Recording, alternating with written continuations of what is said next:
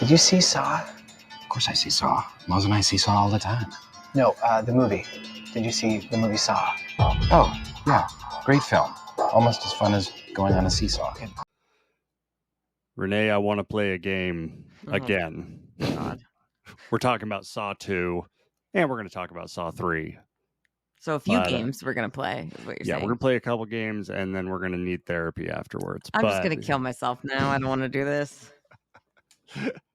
So Saw 2 came out 1 year later. So Saw 1 was such a hit. They're like, we got to do it again immediately. Yeah. It's kind of like Scream. Mm-hmm. Yeah. Scream 2 came out like less than a year. So yeah, the second one was directed James Wan. He did his thing. He set the bar and then bailed. Mm-hmm. You know, kind of the thing that he tends to do, you know, further in his career. He just starts it off on a high note. He's like, you guys got it from here. I'll just be a producer. Yeah. But it was directed by Darren Lynn Bousman, Mm-hmm. who I have not seen any of his things besides Saw 2, 3, and then Jigsaw. Spiral. He did Spiral. Well, what's interesting that I thought was that, so he had written the script for Saw 2 already before Saw came out, but it wasn't like a sequel or anything connected to Saw. It was just a story that he had written about, like, it was basically the trap in the house and the different rooms and stuff. And basically the studio was like, oh no, that's too much like Saw. Like, we're not going to do that. And like they were about to release Saw. So then they released it and it was a crazy huge hit. So then they hired him and said they brought Lee Winnell in to rework it into a Saw sequel. Oh. So it was like kind of like 10 Cloverfield Lane, where it's like it was a plot like totally outside of that. And then they brought it into the universe. But it kind of worked out perfectly. It's weird to think what his story was if it wasn't Jigsaw doing all that. It does, like, who the fuck was the villain in that? Yeah, it's kind of weird, but yeah. But anyway, so they quadrupled the budget. They got $4 million, and it paid off. It did almost 150 million worldwide. So they went crazier with the gore. Not too crazy though, I'll say. This one still is pretty restrained compared to the others. That was one of my notes. Is I was expecting them to take a big leap forward, and they didn't. This one was actually pretty tame.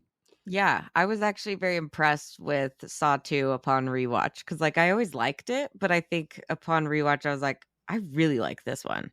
Like, I think it's probably, for me at least, the one that comes closest to the original. Mm-hmm. At least like quality wise overall. Yeah, they did a really good job of expanding it from one room to like an entire house. I thought that was really smart. Yeah, and instead of just like two people in one room, they're like, okay, we've got a bunch of people and there's a bunch of different rooms, but it's still all in one place. Mm-hmm. And then what's also really cool, I think, is that like this is Jigsaw's movie. Like he's barely in the first one. He gets that big reveal at the end.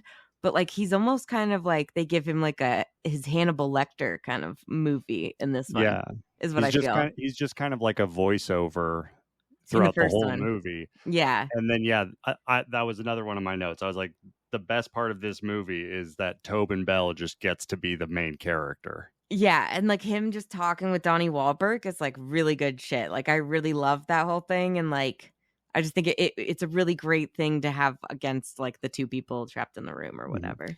And Donnie Wahlberg, my boy. I don't know about you. Never take a role that small. Wasn't that in Game Night we were just talking about? I was thinking. I don't know about you, but I'm pretty sure this movie is when I learned Mark Wahlberg had a brother. Are you serious? He was famous first. I didn't grow up listening to New Kids on the Block. Like, oh, I did. My older sister was like obsessed with them, so that's probably why. But like then also I'd seen him in like The Sixth Sense and stuff, which like he's just like that little bit part, but he's really good. And he's a lot more Mark Wahlberg vibes in this movie, except for like either this one or Saw 3 where he's like crying and I'm like, Mark Wahlberg would never cry. I don't think he's ever cried in a movie. But I do think Donnie Wahlberg's great in this. Yeah, he's really good. I couldn't help but thinking like, what would this look like if Mark Wahlberg was in this role? Like, first off, he would demand way more screen time. Yeah, he'd have a fist fight. She's like, hey, fuck the whole house story. Let's just have it me and you talking. Yeah. No, he'd need to be doing some action. I don't think we can just listen to Marky Mark talk for an hour and a half.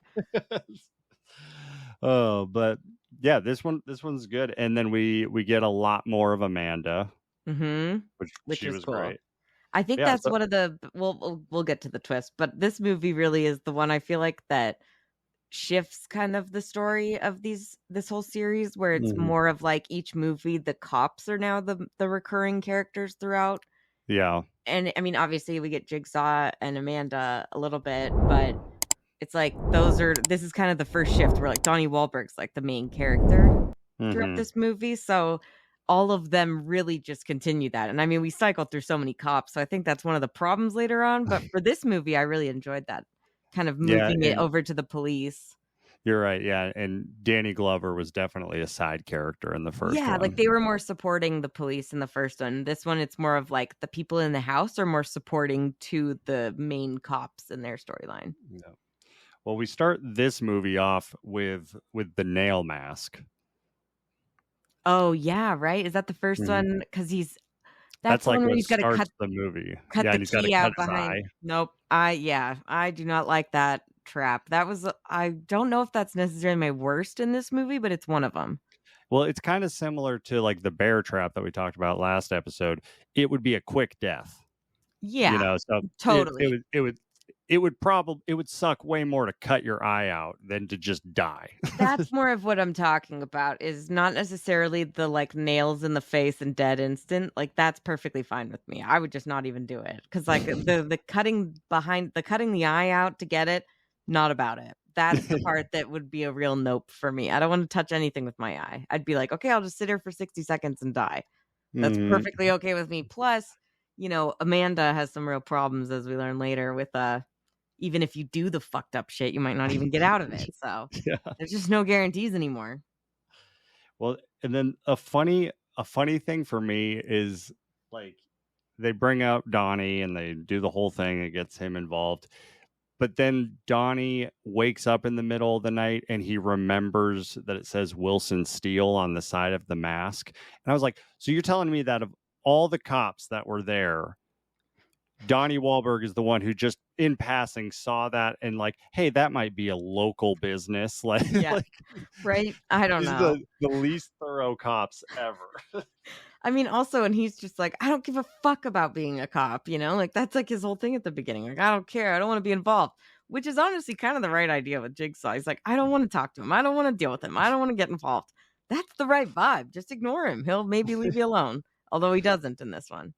So then that kicks us off into introducing the house and all of the, we'll call them contestants. Yeah, it's kind of like a little reality show. But then we immediately get back to Saw and his love of nerve gas, because the house is filled with the nerve gas. Yes, this one allegedly has like more of, well, not allegedly. I would say this one actually like really delivers on the nerve gas, because like they start coughing up blood and looking really fucked up and like choking on their own shit, and it's like gnarly. Yeah, I was wondering, I was like, is there actually a nerve gas, or did he just poison all of the contestants besides Amanda and the kid? But maybe they just gave Amanda and the kid the antidote. We'll talk about it when we get there. But she gives the boy him the antidote and herself at the very end. Like when the guy's chasing them, he sees like a box with like 2 empty syringes, and so he's like, "Oh, okay." So like, because she had done that, and then she pretends that he's dead, and then he like kills the guy. We'll get there. Oh, I think you're right. I think I missed that. I am right. Yes. So then. First death is the guy who gets shot in the head through the peephole. Lucky dude. Just best way to go. Yeah, that's the fucking one I want. That's the trap I want. Is I look through a hole, bam, I'm dead. Wonderful, easy. So then they go down and first off, this whole stupid thing that Jigsaw doesn't kill people. He definitely kills people. He killed the guy that had the Obi tape, who was stabbed through the chest. That guy, they didn't find him dead. He was definitely killed and then laid there. Yeah. But then we get to Obi's death, or Obi. Mm-hmm. Obi, I guess. They're kind of debated about how to pronounce it.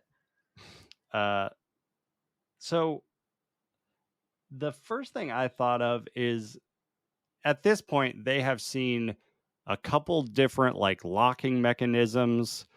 How did no one think, hey, we should prop the door open when he climbs in? Yeah.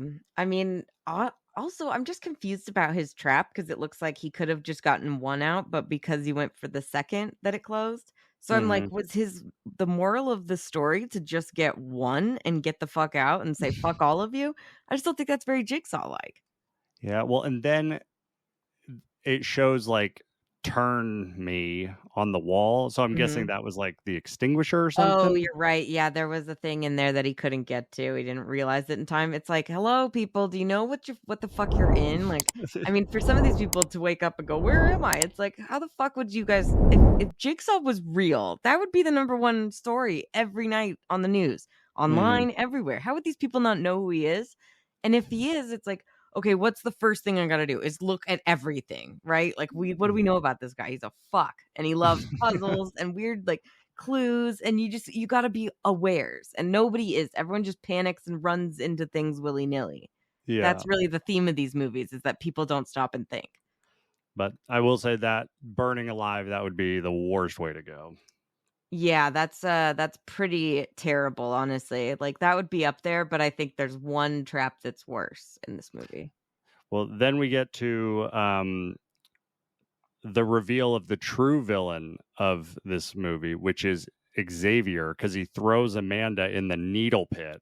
Yes, that is my worst one, I think. Fuck that guy. Like, fuck that guy, dude. You know what? I just actually watched this for the first time. Have you ever heard of Cube? It's very much kind of like one of these movies, and there's a guy in that who kind of becomes a total dickhead and is a total asshole trying to sacrifice people, and it's like just becomes more crazy by the end. I'm like, that's this guy. That's exactly this guy. He's the worst. I mean, he kind of starts off terrible, but he just gets worse and worse. And when he throws her in the fucking needle pit, that's just unforgivable. That's some real shit, because that was for him, right? That was his trap? yeah, yeah. I mean, what a fucking trap. That shit is awful. I would Well, never, I mean, just I think the feet especially is what gets me. Like, oh, that's so upsetting.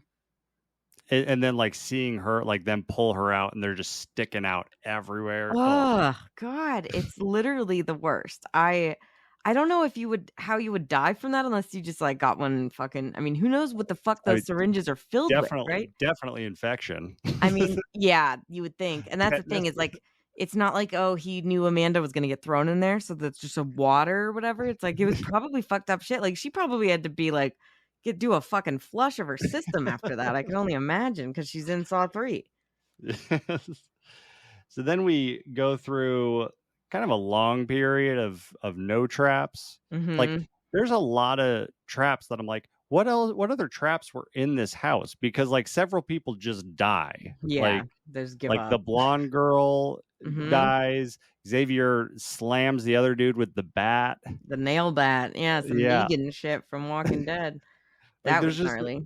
A series of people that die. I'm just like, this is weird that there's traps left on the table, you know. Jigsaw's like, damn it, I really wanted to see how that one was going to come out. I had something real good for the blonde. Yeah, I guess we do have one good one left, right? There's only one, or one good one, right? Then we get the blade box where the girl reaches her hands up, which is just the dumbest. It's like, all right, you're delirious at this point, like you're coughing up blood, you're on the brink of death. I get that, but like she puts one hand up, pulls the top off. First off, don't pull from the top. You pull from the bottom. She clearly has never handled the syringe before, but also, yeah, she spills it and then she still goes in with the second hand. Like, what are you trying to do? Gonna lick it up? Like, you can't even get in there. That's the dumbest part. Is just like, oh no, let me get some assistance. I mean, right? It's pretty fucked, but also like, I guess it would. She doesn't even play the tape. No, because she doesn't have a tape player. She's like, fuck it, I don't care. I can see the antidote right there. Oh wait, there's traps. Like, no shit, this whole fucking place is a trap, you idiots. Jesus. Is there any more? Is that the last one? That's it. That was one of the things that I put in this is I was let down pretty hard on the traps. Like, yeah, I guess they're more traps than puzzles, I guess, like it seems. You like the first one has like they're all traps essentially, but like there's a sequence to them, and this one is just like you crawl into a furnace and you die. Yeah, it's all just different ways you die. You put your hands up in a thing and you die. Yep, like, exactly. You get hit with a bat and you die. You put your eye on the people and you die. It's like everything you do, die. You just die. That's the theme of the movie, really. I mean, all these movies is that no matter what you do, you're gonna get killed. But I agree with you. I've decided to start reading these by puke face emojis. So I only gave this one 2 out of 5 for how disgusting. Are you talking about the movie as a whole? 2 out of 5? Just the traps. Okay, the traps. Overall, I'm not really ranking the movie overall. I'm doing just the traps and the twist ending. So the traps, I'm going to give 2 pukes out of 5 pukes. Yeah. What do you think? What are you at? I think I would agree with you on 2. I think the nail mask saves it because that feels like a Saw trap. The rest of them just feel like, I don't know, half-assed by Saw standards. Exactly. I'm a Jigsaw. I'm like, this guy should be embarrassed at some of these things. I mean, I know he's not the one only doing it, obviously, because of the twist, but still, it's like, did he lose a little of his originality from the first movie? I don't know. Maybe Amanda put all these together. I mean, she'd have to. Look at him. He can barely fucking move. He can't even get himself some water in this movie.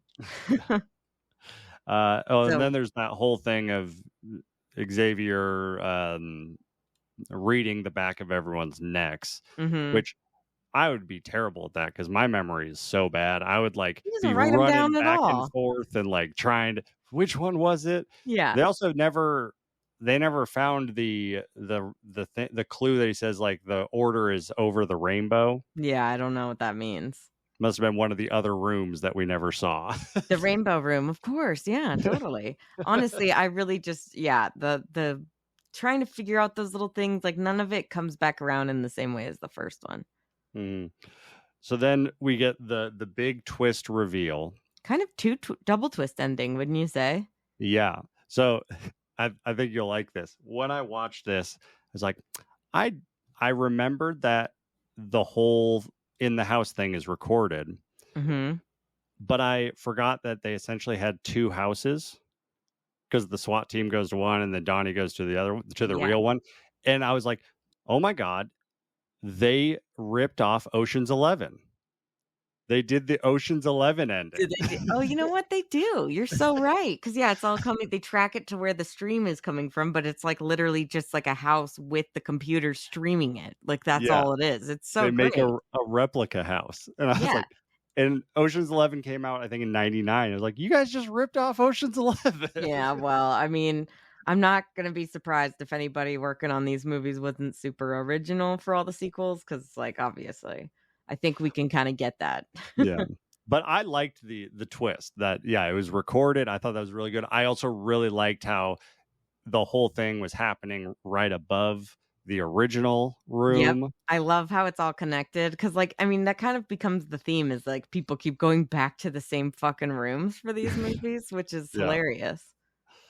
And they almost went the entire movie without a pig face.